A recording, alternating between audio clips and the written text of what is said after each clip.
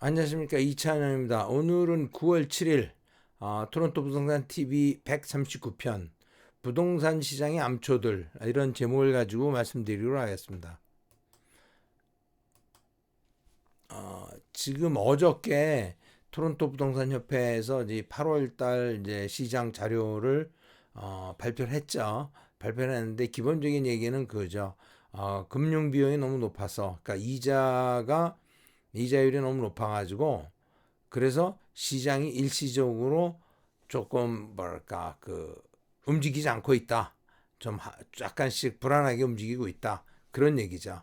우리가 아다시피 이제 역사적으로 굉장히 엄청난 사람들이 이민이 왔잖아요. 그죠? 작년에도 그랬고 올해도 그렇고.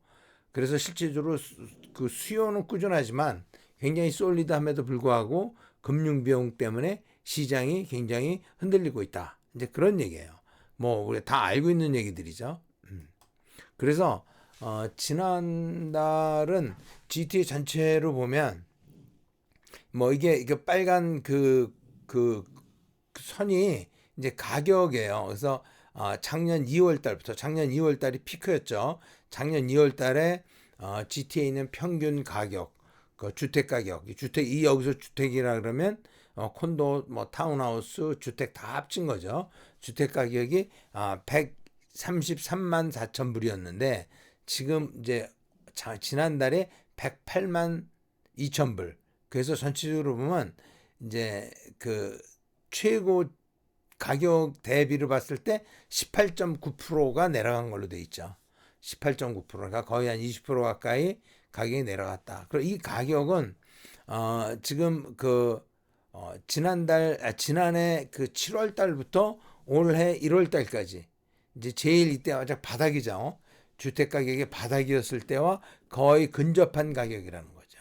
그래서 거의 바닥을 오지 않았느냐라고 느껴질 정도로 9월이니까 뭐 11월, 12월 달에 좀 더 내려갈 가능성이 있죠. 여기 보면 매년 보면 9월에서 11월, 12월 달까지 조금 더 내려가요. 그러니까 1월, 12월, 1월이 바닥이라고 본다 그러면 여기서 더 내려가서 지금 뭐 103만 불, 뭐 이 가격까지 내려갈 거다. 그러니까 지금부터 한 3, 4%, 4, 5%더 내려갈 가능성이 있다. 이제 이렇게 보는 게 정상적이겠죠. 지금 마켓 상황으로 봤을 때. 그래서 이제 최고점에서는 18.9%, 이 바닥 1월 달에 비해서는 4.2% 올라와 있지만 지금 제가 보기에는 1월 달 가격까지 올 겨울에 가지 않겠느냐 이렇게 보는 거죠. 그래서 거래량도 지금 많이 줄어들었죠. 4개월째 계속 줄어들고 있고 뭐 작년 12월하고 올 1월 달에 비해서는 아직도 많은 편이에요. 그죠? 많은 편이지만 12월, 1월 달엔 더 줄어들 거다라고 보는 거죠. 왜냐하면 작년에도 8월 달에는 지금 5,563개가 거래됐고 지금 올 8월은 5,255. 작년보다 오히려 숫자가 좀 적죠. 그죠? 거래량도 작년 대비 5.5% 정도 줄어들었기 때문에 올 겨울까지도 계속 좀 어려운 겨울이 되지 않겠느냐. 뭐 이렇게 보겠죠. 이 차트를 보면 그런 느낌이 들겠죠. 그죠? 예.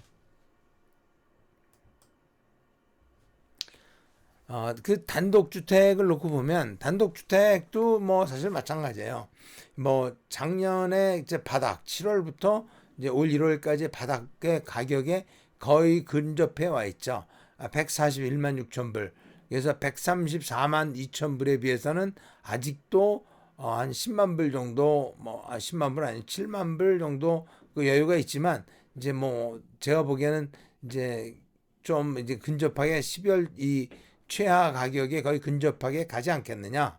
연말까지 그렇게 보고 있어요. 그래서 뭐 작년 8월 대비에는 그래도 2.7% 올라 있는 상태예요. 전체적으로. 그렇다면 지난달에 비해서는 이제 내려갔고 지난 이제 4개월 동안 계속 3개월 동안 계속 내려가 있는 상태죠.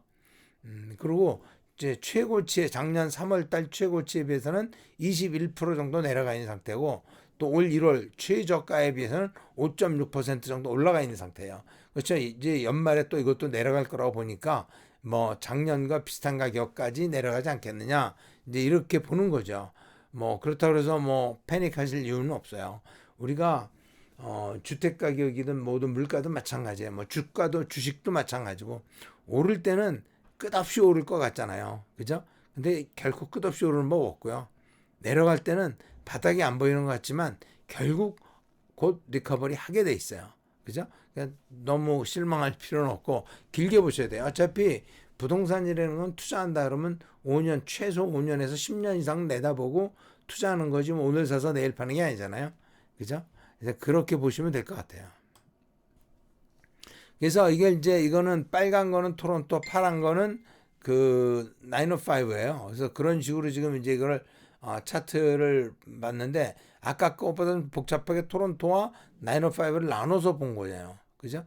나눠서 봤지만 뭐 거의 뭐 비슷해요. 작년 대비 토론토는 오히려 마이너스다. 작년 9월에 비해서, 작년 8월에 비해서. 근데 뭐 905는 3.7% 올라갔다 그러지만 결국 이제 그 작년 연말에 그 최저가 쪽에 접근하고 있는 모습이죠. 그죠? 그러니까 뭐 크게 전체적인 모양은 다르지 않다. 그렇게 볼 수 있어요. 근데 우리가 가격하고 거래량만 보는 것보다 지금 마켓 인벤토리를 보는 게 굉장히 중요하다고 봐요. 지금 여기 보면 까만 선으로 돼 있는 거는 지금 얼마나 많은 물건이 시중에 나와 있느냐. 이건 단독주택만 보는 거죠. GTA의 단독주택만 봤을 때 지금 현재 나와 있는 물건은 6,888채가 남아 있어요. 8월 말 현재. 그리고 8월 달에 팔린 것이 2,262채가 팔렸어요. 이걸 보면 남아있는 물건 대비 팔린 물건이 남아있는 물건 대비 얼마나 팔았느냐. 약 3배, 판 물건에 비해서 3배만큼의 물건이 남아있다는 거예요. 그러니까 3개월치, 지금 이 페이스로 계속 판다 그러면 새 물건이 안 나와도 3개월을 팔아야 되는 물건이 남아있다. 이렇게 보는 거죠. 그죠? 그러니까 뭐 굉장히 사실은 이건 바이어스 마켓이죠. 클리어하게 바이어스 마켓이라고 볼 수 있죠. 뭐 2나 2.5 정도면 밸런스드 마켓이라고 볼 수 있겠지만 그래도 3 이상 넘어갔다 그러면은 이거는 이제 클리어한 바이어스 마켓이죠. 지금 이게 파는 솔드된 것과 물건이 이제 격차가 점점 커지고 있죠. 그리고 이게 노란 점선은 매달 새로 나오는 뉴 리스팅이에요. 뉴 리스팅은 7월, 8월 줄어들기 시작했어요. 다행히. 그죠? 이게 보면 작년도 보면 이제 작년에도 보면 피크 3월, 4월 달 피크를 치고 이제 뉴 리스팅이 안 나오죠. 물건이 없죠. 그렇지만 그때 많이 나온 1, 2월 달에 나온 물건들이 쭉 올라가잖아요. 그리고 이제 3월, 4월 달에 세일즈도 피크를 치고 세일즈가 줄어들면서 매물이 늘어나는 거죠. 이렇게. 풍선처럼 늘어났다가 이제 올 봄에 이제 이게 매물이 많이 소진이 됐죠. 올 봄에 뭐 거래량이 작년만은 못하지만 그래도 꽤 많이 픽업해가지고 매물이 많이 소화가 됐어요. 그러다가 이제 이 피크가 지나면서 매물이 좀 남아있는 매물이 늘어나는 모양이 보여주는 거죠. 근데 이걸 보면 가격이 지금은 굉장히 안 좋겠구나. 누구나 예상할 수 있죠. 타운하우스를 보면 타운하우스도 뭐 거의 마찬가지예요. 작년 12월과 1월 달이 바닥이고 지금 그 바닥 쪽을 향해서 조금씩 가고 있다. 그런데 이제 아직도 타운하우스 같은 경우는 바닥에 비해서 8%의 룸이 있어요. 그러니까 실제로 최고치에 비해서도 16% 정도 떨어졌어요. 타운하우스는. 이제 그 단독주택 같은 경우는 21%씩 떨어졌잖아요. 그죠? 그래서 타운하우스가 오히려 이제 좀 많이 그래도 시장에서 많이 서포트가 되고 있다. 많은 사람이 타운하우스를 원하고 있다라고 보는 게 맞겠죠. 그죠? 그런 상황이에요.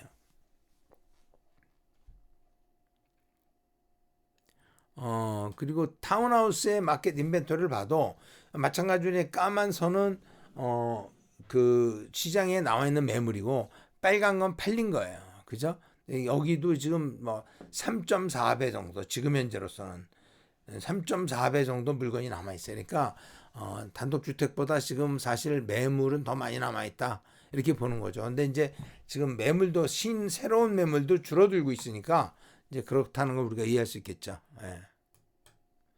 이제 콘도 여러분 관심 있는 콘도도 지금 콘도는 작년 3월 달이 피크였죠. 그래서 콘도가 80만 불이었는데 80만 9천 불이 이제 그 작년 최고가인데 지금 작년 올 1월 달 최저가가 68만 8천 불이에요.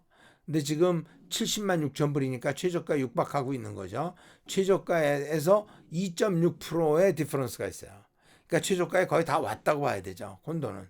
근데 지금 콘도가 이제 우려되는 거는 연말까지 갈 길이 멀다는 거야. 좀 더 내려가지 않겠느냐 보는 거죠. 콘도는 오히려 최저가보다 더 떨어질 가능성도 있어요. 그죠?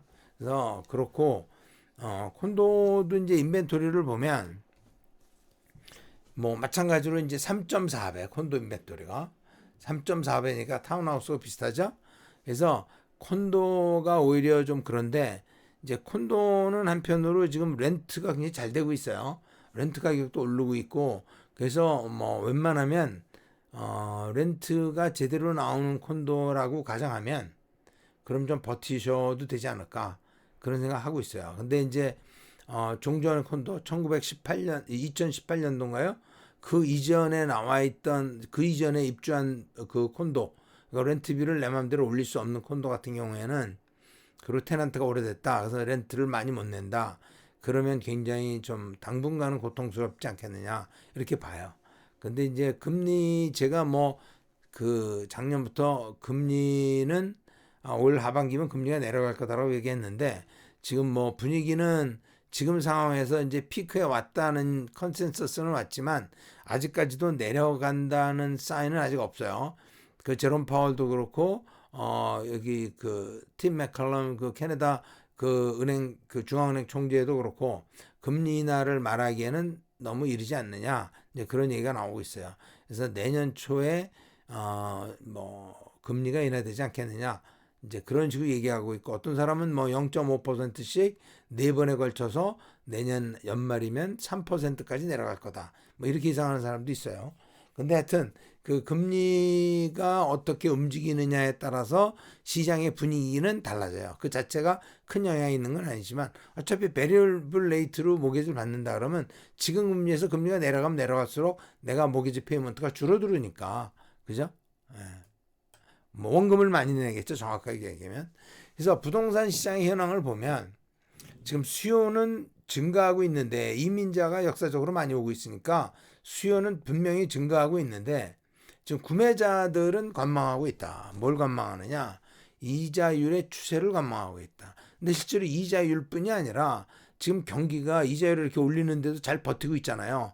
그런데 이게 지금 굉장히 슬로우 다운하는 조짐을 이제 올 4월 달부터 보여주고 있는 거잖아요. 그래서 지난달도 고용이 줄고 그 다음에 지금 지난달에 비해서 이번 달에 미국 같은 경우 3.5%에서 실업률이 3.5%에서 3.8% 올라갔죠. 3.8%도 엄청나게 좋은 거예요, 미국에서.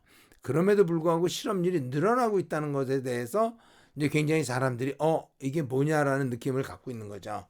그래서 아마 정말 이제 피벗 포인트가 왔다.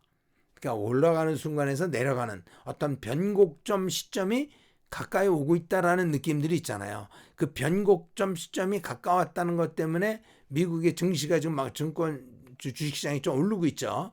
근데 이제 이게 지금 점점 구체화되면 많이 오를 거라고 봐요. 이제 주택시장도 그때가 되면 어떤 반전이 있지 않겠느냐 이렇게 보는 거죠.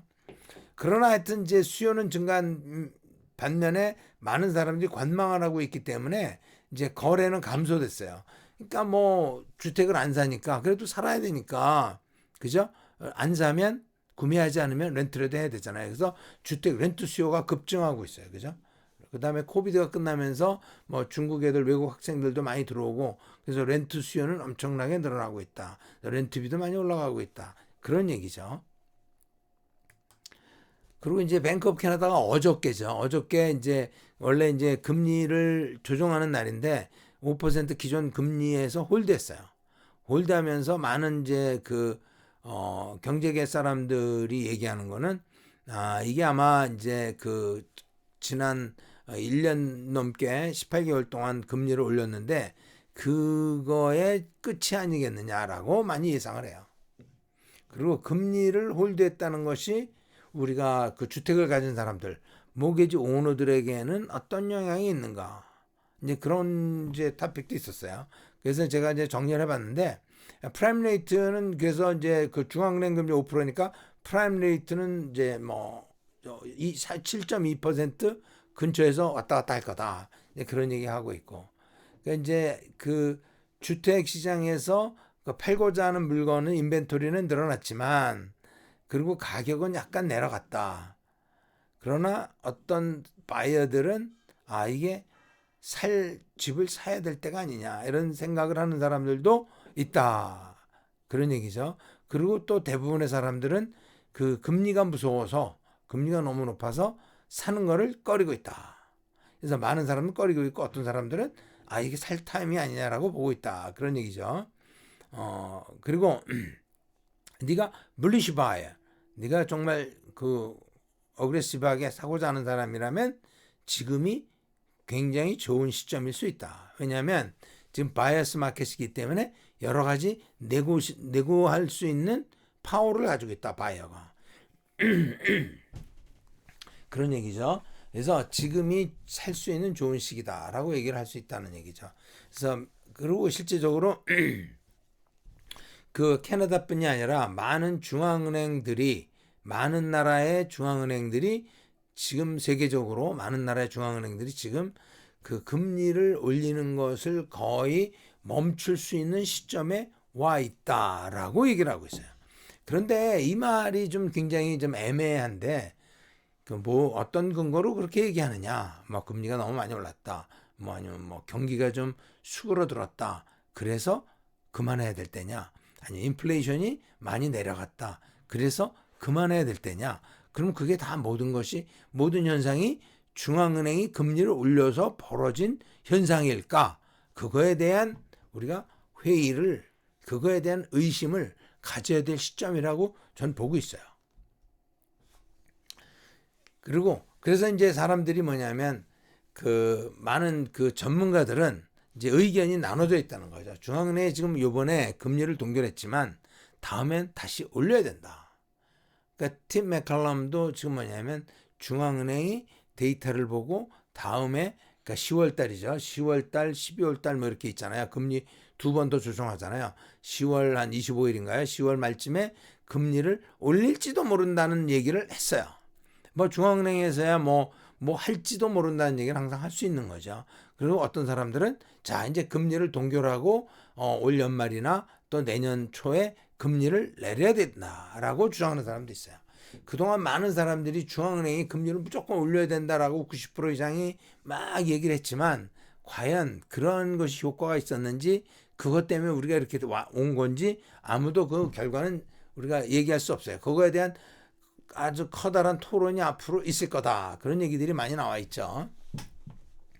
그럼 언제쯤 캐나다 중앙은행이 인터레스트 레이트 금리를 내리게 될 것인가. 이런 토픽들도 굉장히 오늘 나온 토픽들이에요. 오늘. 그러니까 어저께 금리를 홀드했으니까 이런 얘기가 나오는 거죠. 그죠? 캐나다가 지금 생각보다 2, 4분기에 경기가 생각했던 것보다 많이 안 좋다. 그런 얘기예요. 심지어 GDP가 감소했다. 그런 얘기죠. 그러니까 이게 웬일이야? 그래서 이제 놀래가지고 금리를 동결한 거예요. 이 금리라는 거는 최소한 6개월에서 1년을 내다보고 하는 건데 지난달에 어떤 뉴스가 나왔다 해서 변환간 금리를 동결하고 금리를 내리고 금리를 올리고 이 웬 수선이냐는 거야. 그 금리 정책, 그 통화 정책에 대한 장기적인 안목이 없다. 제가 항상 샤워할 때 얘기하잖아요. 겨울에 들어서 샤워하려고 그냥 추우니까 뜨거운 물 확 틀어놓으면 왜 이렇게 물이 차갑지 나오지 그러다가 벼랑간 뜨거운 물이 쏟아져 나오면 뜨거워 다시 줄이잖아요. 다시 줄이다 보면 그것도 적당히 줄였는데 확 줄이다 보면 차가워. 이걸 조절한 다음에 좀 기다려야 되는 거잖아요. 그래야 따뜻한 물이 나오거나 차가운 물이 나오는 거잖아요. 그냥 지난달 데이터 보고 이건 뭐야 놀라가지고 깜짝 놀라서 금리를 동결하고 이게 지금 장난하는 거 아니잖아요. 이게 참 답답해요. 그죠? 그다음에 세컨 쿼터 그러니까 2, 4분기가 슬로우 다운 된 것이 뱅크 오브 캐나다가 인터레스트 레이트를 올린 것이 효과적이었다라고 자화자찬하고 있죠. 그죠? 과연 그럴까요? GDP가 0.2% 내려가서 2, 4분기에 2, 4분기 나온 거 가지고 놀라가지고 금리를 홀딩한 거죠. 또 다른 데이터 나오면 또 올릴 거예요. 그죠? 그래서 이제 우리가 그러면 인플레이션에 대한 거를 좀 보면 미국 같은 경우 인플레이션이 지금 제가 분명히 말했죠. 올 6월, 7월 되면 그 인플레이션 레이트가 제가 작년부터 얘기했죠. 올 6월, 7월 되면 인플레이션 레이트가 뭐 2%, 3%대로 내려갈 거다. 결국 미국이 3%를 7월 달에, 6월 달에 끊었어요. 근데 금리를 올리지 않아도 이렇게 된다고 저는 얘기를 했어요. 근데 금리를 바짝 올려놨잖아요. 그래서 7월 달에는 오히려 3.2% 올라왔어요. 이게 여기서 내려가지 않아요. 왜냐하면 시중금리가 7%인데 그 인플레이션이 금리라는 건 모든 물건의 원가예요. 원가 기본적으로. 금리는. 그리고 인건비에도 영향이 미쳐요. 근데 원래 금리를 올리면 회사가 투자를 안 하고 실업자가 많이 생기고 돈을 못 쓰기 때문에 그래서 임금도 내려가고 물가도 내려간다라는 게 교과서에 나와 있는 얘기지만 현실은 그렇지 않잖아요. 그죠? 현실은 그렇잖아요. 지금 현재 우리가 이게 닥친 이 현실은 그것과 정반대 현상이 일어나고 있었죠. 지금까지. 그죠? 근데 anyway. 근데 일단 금리, 인플레이션이 잡혔어요. 잡혔는데 7월 달에 다시 올라가고 있어요. 이 인플레이션 3%대는 쉽게 내려가지 않을 거라고 저는 생각해요. 그 이유가 있어요.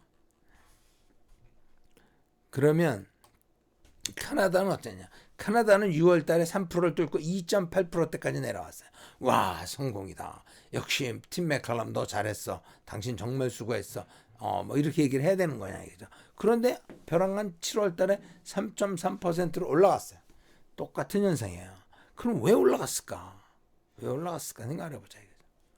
왜 올라갔을까? 이거는 이제 바론이라는 그 주간지예요, 주간지.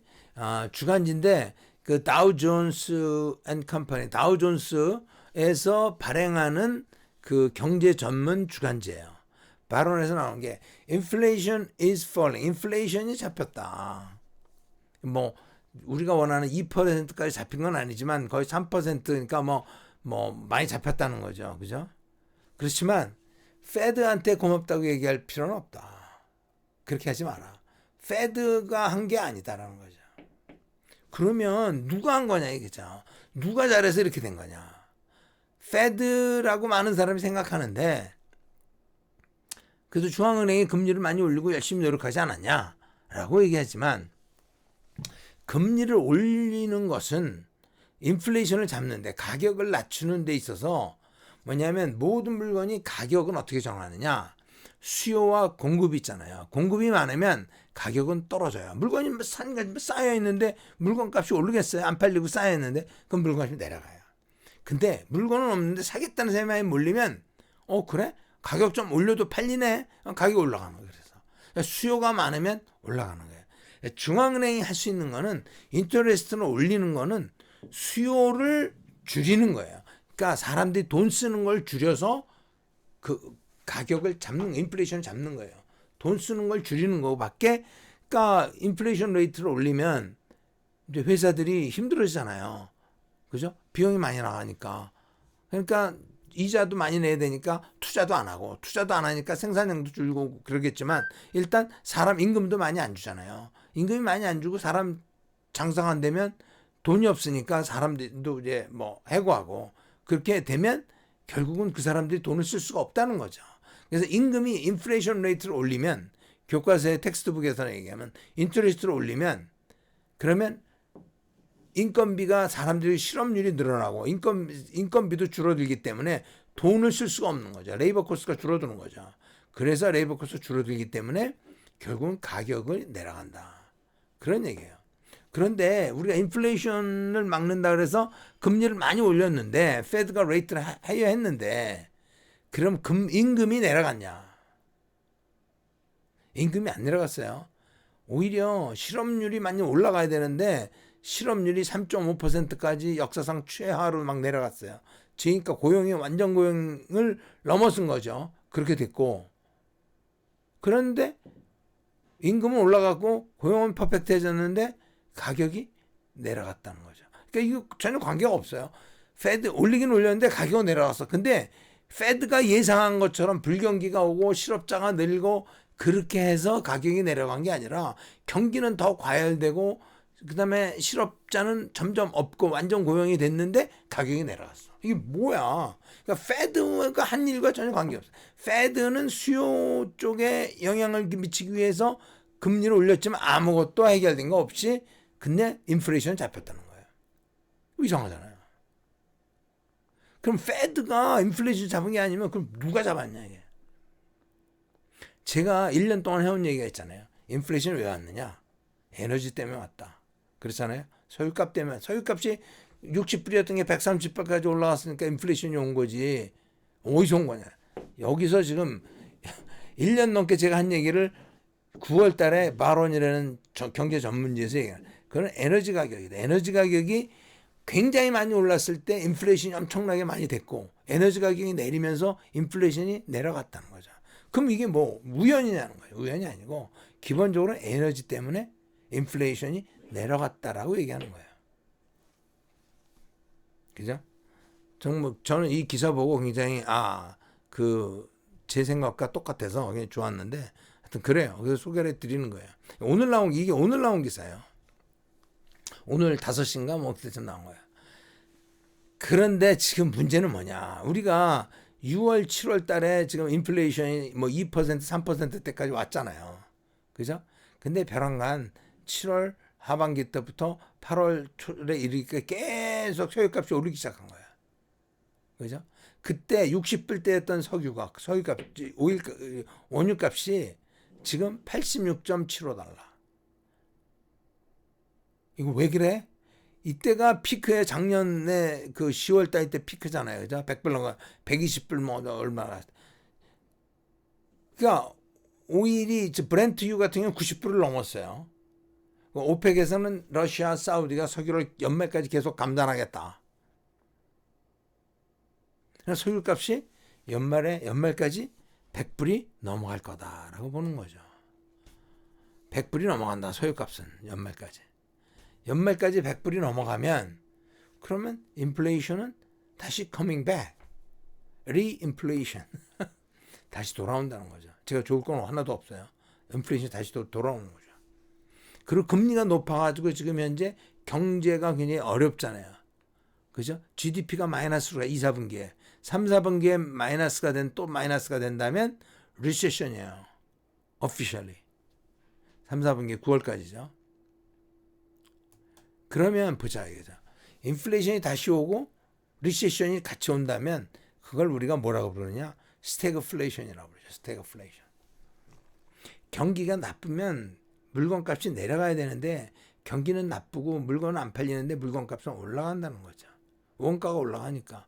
원가가 뭐예요? 에너지, 그 다음에 금융비용. 이자가 높으니까. 금융비용, 에너지, 금리가 높아서 리세션이 오고 에너지 때문에 인플레이션이 오는 거죠. 그 두 가지가 겹친 거예요. 지금 이제 인플레이션 잡으려고 금리를 올렸는데 금리는 리세션을 불러오고 인플레이션은 소유값이 오르면서 다시 올라가는 거예요. 인플레이션 에너지 때문에 문제다. 이 부분 해결하는 방법은 러시아와 사우디를 미국이 잡는 수밖에 없는데 그거는 국제 정치로서 해결할 수밖에 없다. 경제로 제롬 파월이 해결할 수 있는 문제가 아니다. 인터레스트 레이트는 리세션을 불러왔지만 이거는 국내 정치에서 해결합니다. 지금 그 팀 맥컬럼이 금리를 동결함으로 해서 많은 그러니까 온타리오 닥포드를 비롯해서 다른 많은 프리미어들이나 그 다음에 그 재무장관도 이제 고맙다고 인사를 했어요. 잘했습니다. 뭐 금리를 올리지 말라고 청원한 그 주지사들도 있고 그렇죠. 캐나다 얘기예요. 근데 하여튼 도메스틱 폴리틱스에 관련돼요. 그리고 원유값은 연말까지 100불로 근처로까지 올라간다라고 예상하고 있어요. 저 연초부터 그런 얘기했죠. 원유값이 내려갈 때도 연말에 100불까지 올라갈 거다. 제가 말씀드렸죠. 지금 86불, 87불. 페드는 이제 더 이상 뭘 해볼 수가 없어요. 왜냐하면 금리를 이렇게 올려가지고 5.5%, 캐나다 5%까지 올려가지고 리세션이 오고 있는데 금리를 더 올릴 수가 없잖아요. 리세션이 오면 금리를 내려야 되잖아요. 근데 인플레이션이 오니까 페드 생각은 내가 금리를 올려야 된다고 생각할 거 아니에요. 그럼 어떻게 할 건데? 올라갈 거야? 내릴 거야? 인플레이션은 금리와 관계없다. 지금 오늘 이 순간에 있어. 그건 에너지의 문제다. 제롬 파월은 거기서 손 떼어라는 거죠. 사실. 근데 하여튼 페드는 어떻게 할 수 있는 방법이 없어요. 그렇다고 내릴 거냐? 그럼 이 사람들이 인플레이션을 어떻게 할 건데라고 분명히 반문하게 될 거잖아요. 그죠? 꼼짝달싹 할 수 없는 거예요. 아, 그럼 70년대 폴 벌커는 뭐 금리를 15%, 20%까지 막 올렸어. 우리도 올려야 되는 거 아니야? 그렇게 생각할 수도 있어요. 그죠? 그럼 경제를 완전히 말아먹겠다는 거죠. 하여튼 뭐든지 경제도 그렇고 부동산도 그렇고 수요와 공급의 불균형에서 오는 거예요. 수요가 많으면 사실은 그건 비즈니스 오퍼튜니티예요. 공장을 더 많이 짓고 론을 금융비용을 더 해줘서 공장을 더 줘서 물건을 더 많이 만들면 그 큰 수요를 공급해 줄 수 있고 그럼 가격을 안정시킬 수 있고 그렇게 많이 공장을 지음으로 해서 또 더 많은 사람을 하이어할 수 있고 봉급도 많이 줄 수 있고 그럼 그 사람이 더 많은 물건 사잖아요. 그러면 회사도 좋고 개인도 좋은 거예요. 그러니까 수요가 늘어난다는 것은 경제가 커진다는 그로잉 한다는 좋은 의미지 나쁜 수요를 막는다는 것 자체가 바보 같은 짓이에요. 기본적으로. 토론토 부동산도 지금 수요가 엄청나게 많은데 지금 공급을 늘리기 위해서 집을 더 줘야 되는데 지금 나오는 얘기들 보면 뭐 외국인 학생들을 덜 받자. 학생들이 렌트하는 게 공급을 많이 잡아먹는다. 뭐 그런 얘기까지 나오고 있어요. 외국인 학생들을 받지 말자. 줄이자. TO를 만들자. 그런 얘기까지 하고 있어요. 그러니까 수요 쪽에 포커싱 하는데 수요가 아니라 공급 쪽에 포커싱 해야 된다는 거죠. 부동산도 그렇고 경제도 그렇고. 그래서 지금 부동산 쪽에서도 그 금리 인하가 이제 어라운드 코너죠. 거의 다 눈앞에 보이잖아요. 앞으로 내년 봄이면 뭐 6개월에서 뭐 8개월, 10개월 보이고 있잖아요. 그죠? 그래서 그거에 의해서 우리가 공격적인 투자로 갈 것이냐, 아니면 좀 기다려서 관망할 것이냐. 그죠? 많은 사람들은 관망하는 쪽에 베팅하고 있죠. 그러니까 기다리는 것도 투자다. 그죠? 하여튼 오늘은 뭐 좀 긴 시간인데 여기까지 하겠습니다. 끝까지 시청해 주셔서 감사합니다. 그리고 혹시 그 질문 있으시면 제 전화나 이메일로 보내주시면 제가 아는 한 성의껏 대답해 드리도록 하겠습니다. 네, 감사합니다. 여기까지 하겠습니다.